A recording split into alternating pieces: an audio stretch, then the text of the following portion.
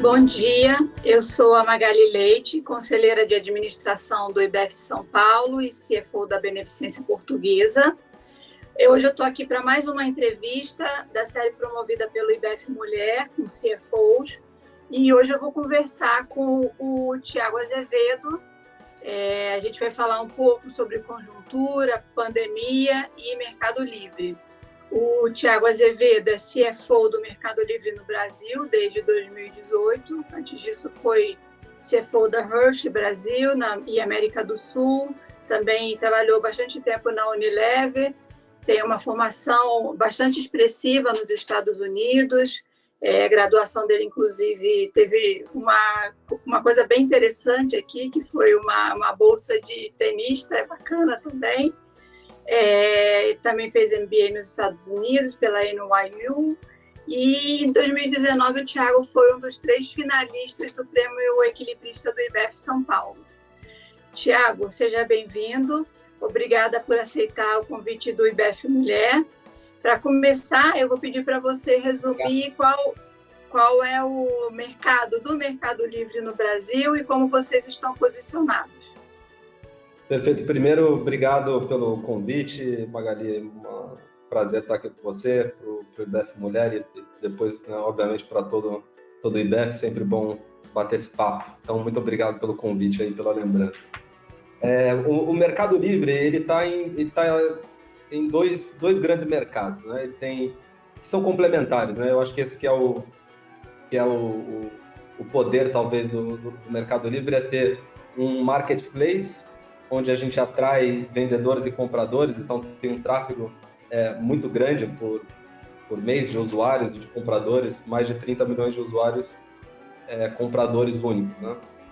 E, por outro lado, a gente tem a Fintech, que começou como uma plataforma de processamento de pagamento para o marketplace, que era uma das grandes fricções do modelo, que antes disso, né, as pessoas faziam as transações e não sabiam se iam receber o dinheiro, tinham que combinar o pagamento e etc. Uma loucura. Então, o Mercado Pago nasceu disso, nasceu no online, mas que depois migrou para o offline e a gente agora também está, através das maquininhas em ponto de venda no varejo, com QR Code, com carteira de crédito, oferecendo crédito para os usuários, para compradores e vendedores. E a gente então expandiu, a gente processa pagamentos para terceiros também, então a gente tem uma plataforma de fintech que busca crescer aí em muitas direções, né, no mercado, e que complementa o nosso marketplace. Então, em grandes rasgos, esse é o nosso negócio. Legal. E vamos falar um pouco então sobre pandemia, já para a gente passar por essa agenda, né, que não tem live sem falar sobre esse assunto. Claro. Em relação ao time, a estrutura de vocês, né? Vocês adotaram algumas medidas diferentes, né? O que aconteceu quando tudo isso surgiu? Como é que vocês reagiram, né? E se você já tem uma estratégia de retomada também? Olha, eu acho que a gente reagiu pensando em duas frentes. Uma de negócio, que eu também vejo muitas das participações aí de todo mundo. Eu acho que algumas ações que são muito, felizmente, muitas empresas tomaram, então, de proteger seus funcionários, isso foi uma prioridade nossa. Olhar para o nosso negócio e, no momento de volatilidade, segurar alguns investimentos de cara para ver onde a poeira ia baixar. Eu acho que todo esse gerenciamento e responsabilidade fiscal, vamos dizer assim, e por parte dos nossos funcionários e recursos humanos, eu acho que foi um primeiro foco. Depois, um segundo foco social, onde a gente olhou e viu também a necessidade de muitos vendedores precisando de capital de giro. Então, a gente abriu linhas novas de crédito, a gente tirou comissões de produtos que eram essenciais, de higiene, álcool gel, máscaras, etc. Então, também a gente partiu por esse lado, algumas parcerias também com banco de alimentos e assim por diante. Então, acho que a gente foi nessas duas direções, né, de cuidar do negócio, cuidar do aspecto social, e acredito que tem funcionado bem. Depois, o que a gente viu foi uma aceleração do e-commerce, né? As primeiras 2 semanas em março foram bem difíceis, assim. A gente está um pouco intuitivo, porque a gente pensava que que ia ter uma reação rápida do e-commerce com todo mundo dentro de casa, e não foi bem isso nas primeiras 2 semanas. Então, a gente tomou aí umas precauções iniciais para conseguir segurar um pouco a incerteza. Isso foi final as 2 últimas semanas de março. Depois de abril em diante, a realidade foi bem diferente. E aí vocês notaram uma mudança significativa, né, de tráfego e de aumento de consumo via e-commerce. Foi. A gente viu um crescimento muito acelerado do e-commerce, né, saindo, assim, dados de mercado, o online crescendo de 18%, 20% para crescimentos de 60%, 70%. Então, uma aceleração muito grande nesse sentido. Acho que assim, o Brasil caminhou em abril e maio, que se esperava que iria caminhar em 3, 4 anos de penetração no online. O Brasil, 5% do varejo online é online no Brasil. Assim, quando você olha a perspectiva de investidores, de pessoas de mercado, esperava que em 3, 4 anos a gente atingiria talvez 10% do varejo sendo online. E em abril e maio a gente já viu 10% de penetração do online em todo o varejo nacional. Obviamente, quanto disso depois volta à normalidade ou não, é só com uma bola de cristal, mas aí o que a gente tem que trabalhar acho que novas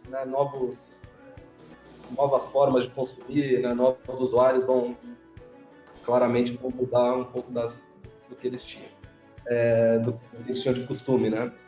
Então esse que é talvez a oportunidade aqui pensando para frente. E aí também, assim, o que a gente vê, o nosso negócio ele depende bastante do sistema financeiro, né? A gente transaciona muito dinheiro na plataforma, por volta de 4, 5 bi de reais em cartão de crédito, e que esse volume a gente disponibiliza ele todos para os usuários quase que imediatamente, em D2, né? Então, também teve um aprendizado e ações que a gente tomou para garantir liquidez da companhia aqui no Brasil. Tem um balanço muito forte no Mercado Livre, fora do Brasil, mas isso é um capital de giro do dia a dia, então a gente trabalhou com, acho que todos os bancos, todas as instituições financeiras para garantir a liquidez desse fluxo de caixa, porque o sistema financeiro apertou, né? Não sei, para quem depende do sistema financeiro, foi tanto de taxas quanto de liquidez, né? De disponibilidade de caixa, também foi uma ação aí que a gente tomou forte para garantir continuidade do negócio no modelo que a gente tem, né? E fluxo de caixa para os vendedores, né? Essa questão da liquidez foi uma corrida de todos os setores, inclusive, né? Então, os bancos deram uma retraída que é um desafio para a gente no dia a dia, que faz gestão de caixa, ainda mais no meio da crise, né? Exato. Uma vez eu vi um relatório de banco, eu não sei se ainda é assim, mas vocês tinham mais do que o dobro de acessos do segundo e-commerce mais acessado, né? Então, vocês têm um market share muito dominante, né? Diante disso tudo, desse aumento de acesso em função da pandemia, você acredita que isso vai reverter numa mudança permanente, que esses hábitos novos vieram para ficar em relação ao teu negócio? Como é que você está vendo daqui para frente? Uhum. Olha, vai ser difícil falar. Então, assim, do ponto de vista competitivo, o ambiente competitivo no Brasil, a gente tem uma liderança em market share no Brasil, mas não é algo como a gente vê nos Estados Unidos, onde tem a Amazon que domina, o Alibaba que domina na Ásia. Então, não é esse tipo de ambiente. É muito mais competitivo, né? Tá em outro estágio. Então, talvez uma realidade um pouco diferente do que a gente vê fora. No entanto, o marketplace tem essa característica de winner takes all, mais ou menos, né? Então, vai ser crítico. O futuro tem aí bastante concorrência aí por vir, com certeza. Do ponto de vista de hábitos, né, de consumo, o que a gente... É difícil falar, né? O que a gente tem feito é acelerar algumas ofertas na plataforma que antes talvez não estivessem tão presentes. Então, toda a parte de supermercados, que é algo que o pessoal naturalmente busca e que assim ninguém está fazendo muito bem isso ainda no Brasil, né? Tem muita oportunidade para se fazer. Quando você pensa em não perecíveis, tem mais gente. A gente tem uma carteira boa de supermercados, mas quando você pensa num serviço completo, com frescos, com perecíveis, isso hoje ainda não é uma realidade. Então a gente tem acelerado esses planos de uma forma muito, muito rápida. A gente também tem entrado com os nossos próprios, tomando a postura de varejista, né, criando o nosso próprio portfólio diretamente, coisa que a gente nunca fez, então tendo o nosso próprio estoque, vendendo principalmente em categorias onde a gente não tem uma representatividade tão grande, para, obviamente, oferecer um one-stop shop, aí essa é a ideia. Então, a gente acelerou alguns planos em logística também, mesmo nessa crise a gente acelerou alguns planos de logística para poder chegar mais rápido para o consumidor e dar a melhor experiência, porque eu acho que se os hábitos vão se formando assim, muita gente ainda não comprava online, quando compra, se tem uma boa experiência, ela volta. Se ela não tem a experiência ou não tem o produto que ela quer, provavelmente ela não vai voltar até alguma outra oportunidade. Então, a gente tem tentado acelerar alguns planos onde a gente sente que é necessidade mais de curto prazo e, portanto, tem muita coisa acontecendo nesse sentido. Essa fidelização da primeira compra deve ser um desafio, né? Porque se a experiência não é boa, dificilmente ele vai voltar, né? Exato. Eu acho que essa assim, a única estratégia para isso é ter um serviço 100% do tempo eficiente, né? E dar a melhor experiência. E, eventualmente, quando não tem uma experiência boa, ter um bom CX, um bom serviço pós-venda para poder remediar e garantir a fidelidade do cliente.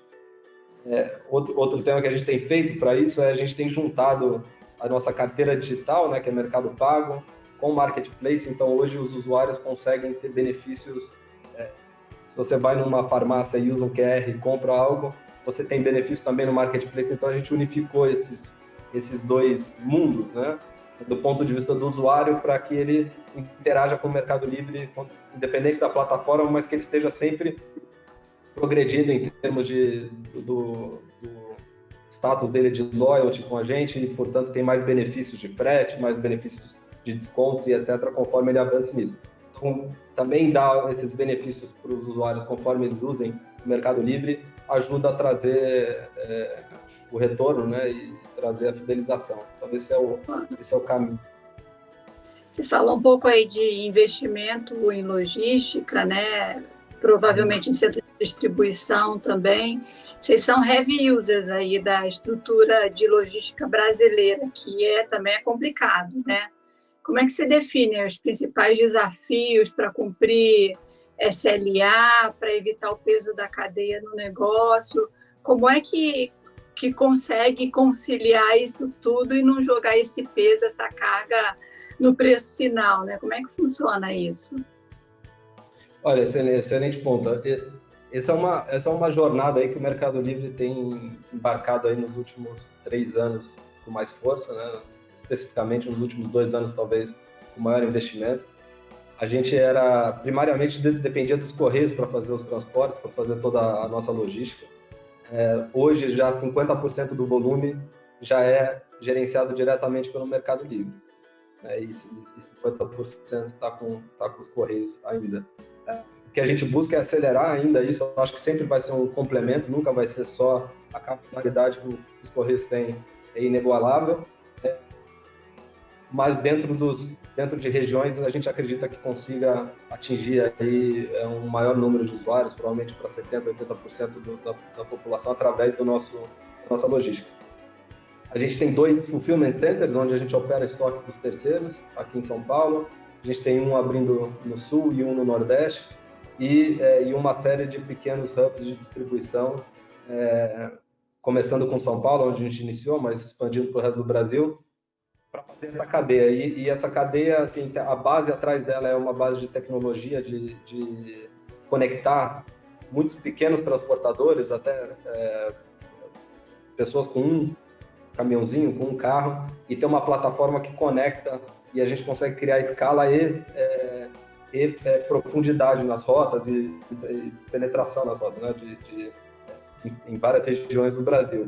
Então, o desafio tem sido desenvolver as plataformas de tecnologia para conectar todos esses pontos na cadeia e a gente gerenciar essa cadeia através de tecnologia, através de ativos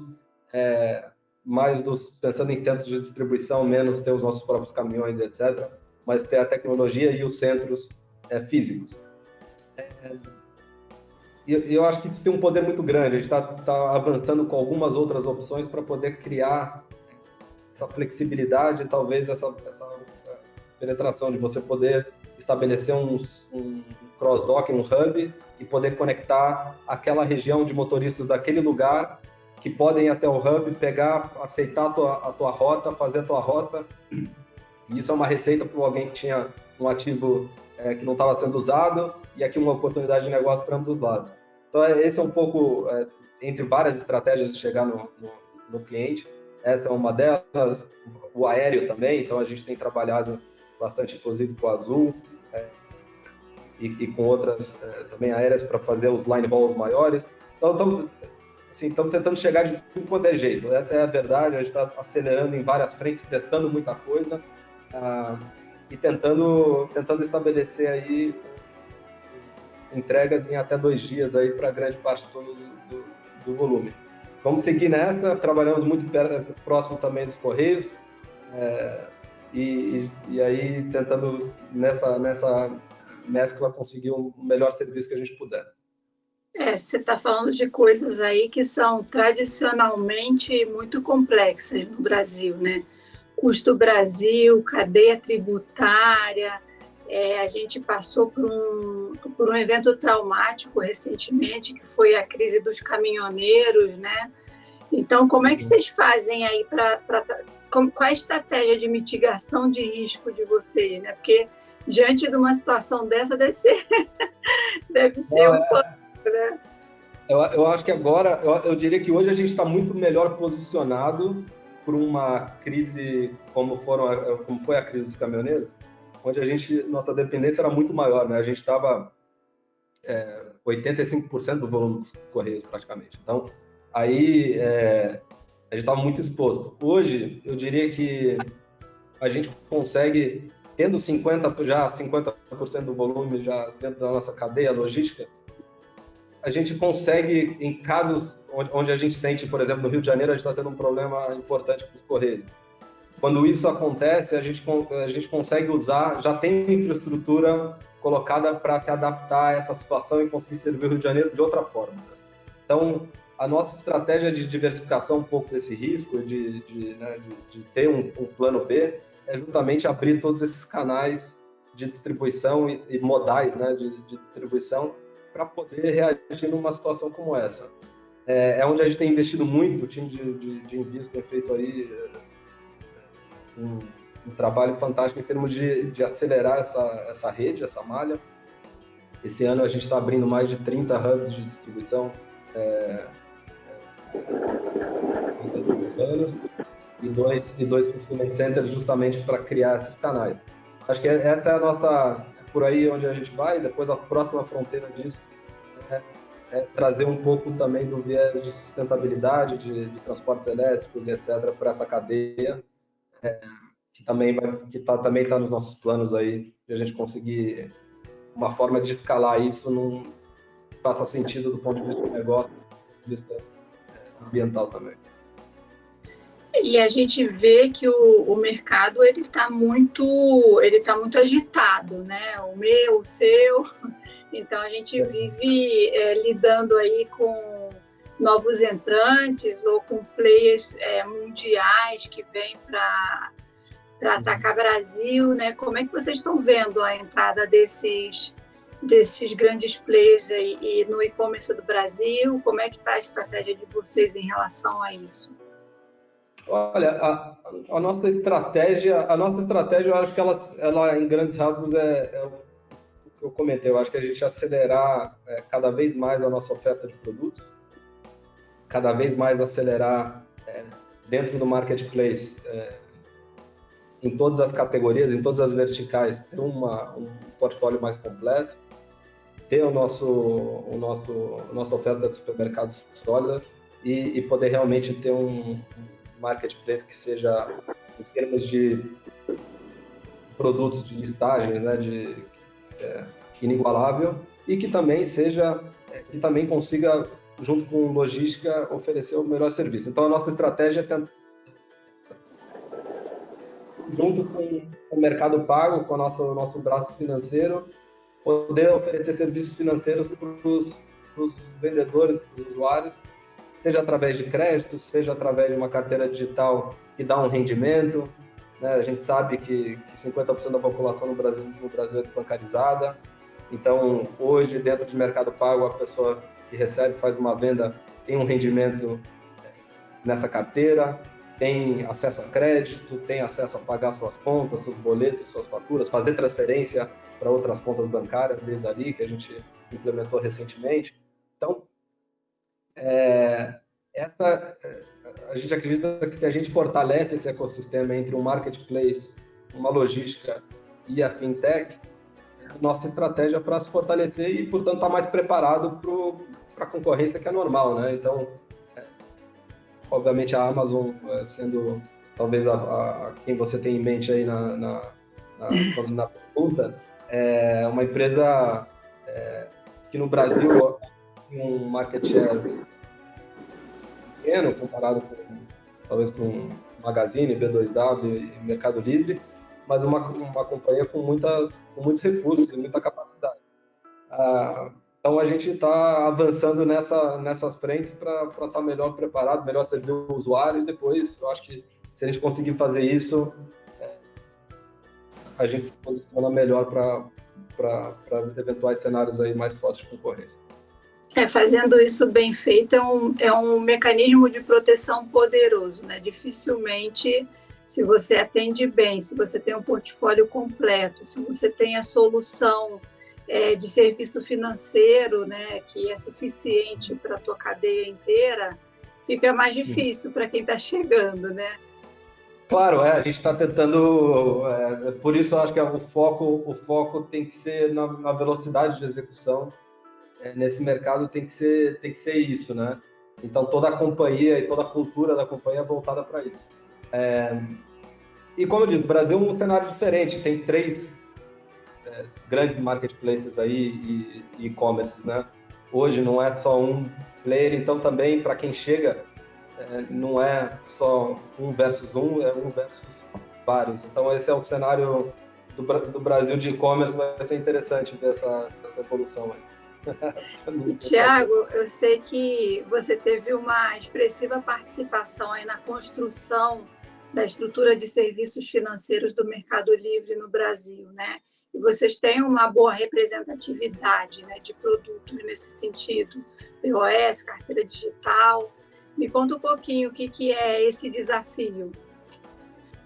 Olha, o mundo de pagamentos, né, diferente do mundo de marketplace, ele é enorme, né? Ele tem o addressable market de pagamentos é gigantesco. Né? Então, diferente da dinâmica de marketplace, onde tem mais uma dinâmica de winner takes all, acho que pagamentos tem N bancos estabelecidos, N fintechs e muito focadas em nichos específicos do que os usuários precisam. Então, acho que o espaço de jogo é muito maior ali, né? E o mercado pago dentro do sistema financeiro é um negócio bastante pequeno ainda, né? Obviamente, a gente quer se estabelecer como a maior fintech da América Latina e no Brasil ganhar representatividade, obviamente, nesse mercado. Então, o que a gente tem buscado fazer é evoluir muito nas nossas ofertas de produtos. A gente agora lançou a nossa instituição financeira, né? A gente está evoluindo um pouco nos produtos que a gente pode oferecer. A gente está num movimento de também ser um adquirente atualmente, e através disso, então, obviamente, com o Banco Central agora tendo tendo outro tipo de regulação com o Banco Central, e também tendo mais flexibilidade naquilo que a gente pode fazer. Eu acho que através disso a gente cria a base e a infraestrutura para poder, então, oferecer mais serviços pensando para o usuário, que estão muito voltados hoje para uma carteira de crédito mais forte, né, para a oferta de crédito, para poder trabalhar a carteira digital. Hoje a gente opera dentro do Banco Central, dentro do sistema de transferência de reservas, então a gente consegue fazer transações financeiras para os nossos usuários em termos de transferência de dinheiro. A gente vai buscar evoluir em ofertar outros serviços aí dentro da carteira digital, seja seguro, seja outros veículos de investimento que possam dar uma rentabilidade melhor para a carteira.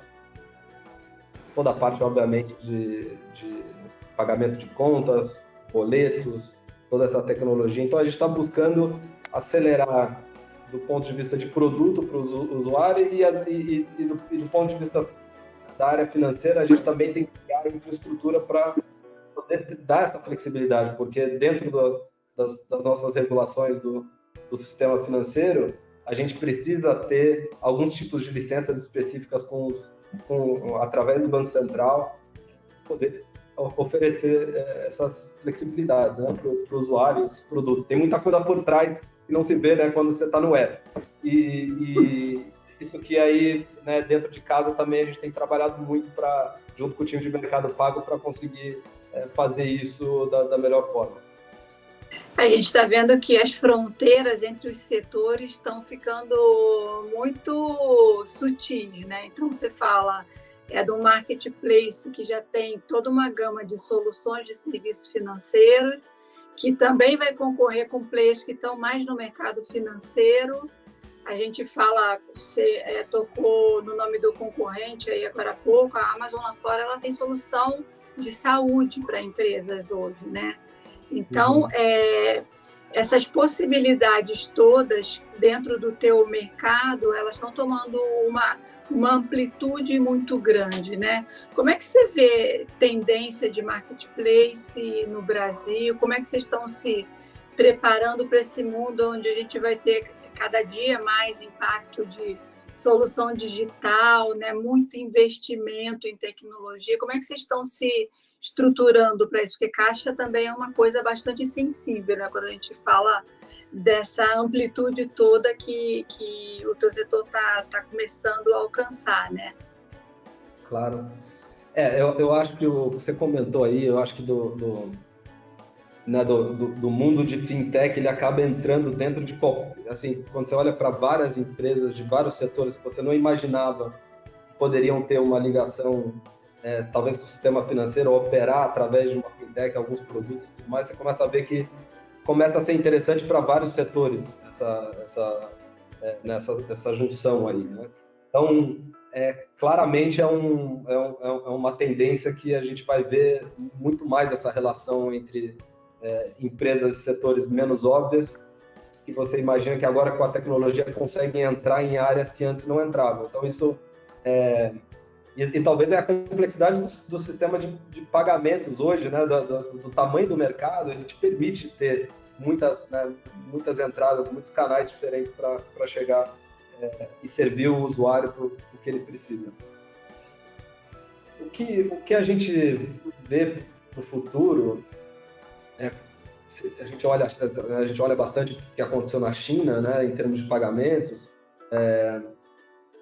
o Brasil, pensando em moeda física, né? A China ela foi da moeda física para a moeda digital diretamente, ela não passou por cartões, né? No Brasil, a gente é um país que se adaptou aos cartões e, portanto, a adoção de novas tecnologias talvez seja mais lenta do que foi numa China que pulou essa etapa.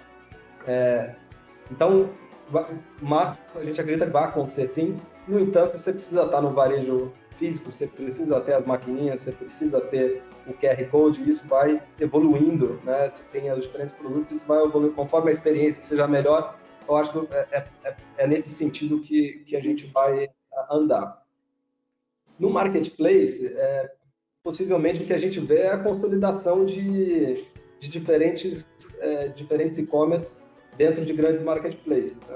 Cada vez mais a fatia de pequenos online, pequenos e-commerce vão sendo consolidadas numa oferta talvez maior dentro dos marketplaces. E, portanto, acho que os marketplaces que estão oferecendo mais produtos, e com escala, acabam conseguindo oferecer melhor logística, melhor custo e tudo isso, a gente acaba vendo uma consolidação disso. Então, essa é uma tendência que a gente acredita que vai estar acontecendo, né? O que está acontecendo, que provavelmente vai se acelerar. Se fala também muito dos super apps, né? De um app onde você faz tudo, onde você pede o táxi, pede a comida. Precisamos ver se isso, de fato, vai ser uma tendência tão relevante, vamos dizer assim, para o usuário. O que provavelmente acaba acontecendo é que você tem talvez 1 ou 2 apps de compra, né? Você não tem 5. Então, para onde o mercado vê, o que a gente vê é a consolidação do mercado e, portanto, uma logística muito eficiente, um portfólio completo, talvez seja a melhor forma de participar desse futuro aí. E a concorrência fica bem menos óbvia, né? Exato. Não falta emoção, né? Não falta desafio para vocês. Não falta, ainda bem. Tem vários negócios dentro de um, eu imagino que também no seu setor também toda a tecnologia tem mudado completamente o setor de saúde. E eu acho que para todo mundo, né? Para todo mundo isso acaba acontecendo. Talvez por a gente ter sido uma empresa que nasceu do online, isso talvez tenha sido muito presente, mas isso imagino que em todos os setores é a realidade. Mas é bem interessante que a gente vê que você é um financeiro com uma cabeça bastante aberta para a questão comercial, né, para a questão de mercado, e isso hoje em dia é fundamental, né? Aquele financeiro que não está com o olho no business e visitando o cliente também vai ter problemas, né? Eu acredito que sim, acredito que para poder fazer bem o papel de financeiro, você precisa entender, precisa estar próximo das pessoas que estão no negócio, né? Isso é algo que eu sempre prezei desde que eu comecei, na realidade. Não acredito muito em ficar atrás da cadeira fazendo over-análises e sem conhecer direito que as pessoas que estão próximas do consumidor estão vendo e tentando estar próximo ao consumidor. Então, é uma área que eu gosto bastante gosto bastante das conversas de negócio. Isso é fundamental. Tiago, estamos chegando no fim. Eu queria que você deixasse alguma mensagem aí para o pessoal do IBF, para os associados, para a comunidade de finanças. Aproveitar aí um momento para a gente passar aí um pouco de mensagem de esperança, né? São momentos difíceis, então a gente termina lá com a astral lá em cima. Claro, eu vou ser sincero, assim, eu acho que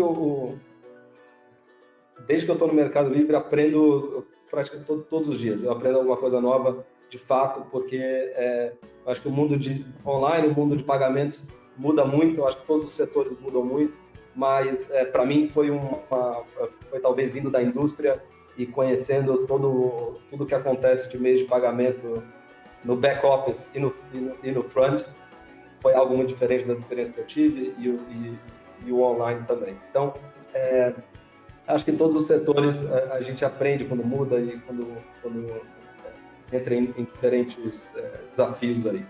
E assim, passando por esses quase 2 anos, agora o que a gente passou e tem passado, porque eu não acho que acabou, né? Apesar de querer ser positivo, eu acho que assim, a gente vamos ver como vai evoluir, mas eu não acho que a gente está livre ainda de todos os efeitos disso, né? Eu acho que tem muita coisa por vir. Mas eu acho que como financeiro, talvez esse evento aqui, que provavelmente o mais desafiador, né, da carreira de muitos financeiros, né? Eu imagino, não sei se alguém lembra de ter passado por algo tão grave, tão desafiador para a gente, né? Então, uma frase que eu tenho aqui no meu computador sempre é do Alvin Toffler, que ele fala, vou ler aqui para não errar, Mas ele fala: o analfabeto do século XXI não será aquele que não consegue ler e escrever, mas aquele que não consegue aprender, desaprender e reaprender. Uma frase conhecida aí dele, mas que eu guardo essa frase porque, como eu comentei, todo dia eu estou aprendendo alguma coisa nova e eu preciso estar com a cabeça aberta para aprender essas coisas, não começar a criar minhas próprias conclusões antes de entender os temas. E eu acho que essa crise, também tem uma outra frase de nunca se desperdiçar uma crise, né? E eu acho que a gente tem muito para aprender aqui como financeiro, eu acho que vai servir para o resto das nossas carreiras isso, né? Esses aprendizados. Então, acho que de fechamento era o pessoal está começando, tá no início da carreira, não teve experiências, talvez de crises assim, provavelmente não vai ter mais, nessa gravidade a gente espera, que aproveite muito para aprender e conversar com muita gente, né?